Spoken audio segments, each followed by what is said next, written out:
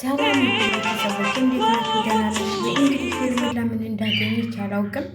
ቀውጠዋለች ማለት ነው። ቲክቶክ ሰፈርን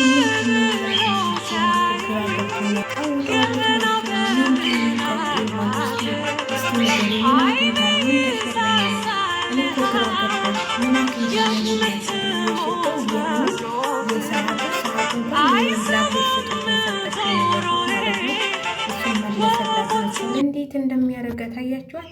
ይህንን ቪዲዮ አይታ ነው መሰለኝ በቃ ይቅርታ ተጠየቀ። አቤልም ወደ ሩታ ይገለበጣል ብላ ፈርታ ነው መሰለኝ እና ቲክቶክን በቃ ቀውጥ አድርጓለች። እኔ አልገባኝም። ምን ሁና ነው? ትናንት ስታለቅስ ነበር፣ ዛሬ ደግሞ ስቀውጠው ምን አግኝታ ይሆን? በእናታችሁ ምን አግኝተሽ ይሆን?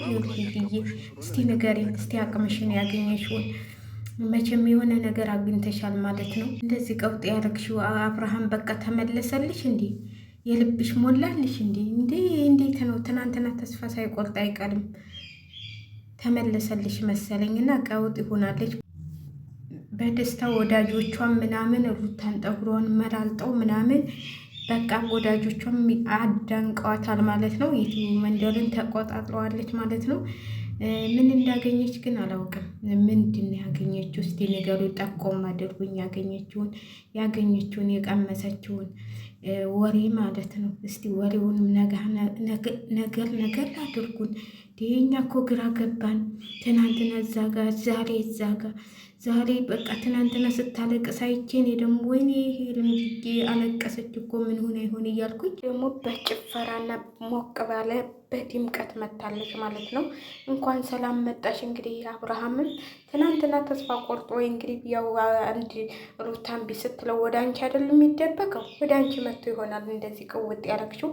ካላንተን አይሆንልኝም፣ ለአንተ ዋጋ ከፍላለሁ ምናምን እያለች ነው እንግዲህ። ዋጋ ከፍልልሃለሁ ምንም ብትሆን ብዙ አለው ለሸጥ ሲያደርገው እንግዲህ ወደ እሷ ተገልብጦ ሂዶ ይሆናል። ለዚህ ነው በቃ ይህም ሞቅ ያደረገችው። ትናንትና ሩታን አንጀቷን እበላለሁ ብሎ አንዴ ታረቂ፣ አንዴ እንታረቅ፣ አንዴ ምን እንበል ስትል እምቢ ስትለው ያው አብርሽ እንደነዱት አይደለ በቃ ተስፋ ቶሎ ብሎ ነው የሚቆርጠው እና ወደ ሄርሜላ ነው በደስታ ፈንጥዛ በቃ ልብሷን እየቀያየረች ምናምን የመጣችልን።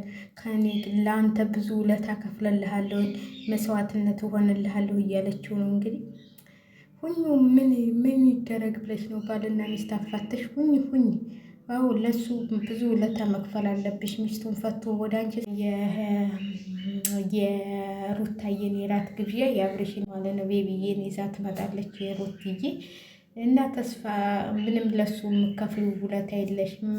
ተረጋጊ ሄርሜልዬ፣ አትንቀዥቀዥ፣ ቀስ በይ፣ የረገው ተጥቅቤ ይወጣዋል ይባላል እና አረጋ ምንም ለአንቺ ቦታ አይሰጠሽም ብዬ ነው የማስበው።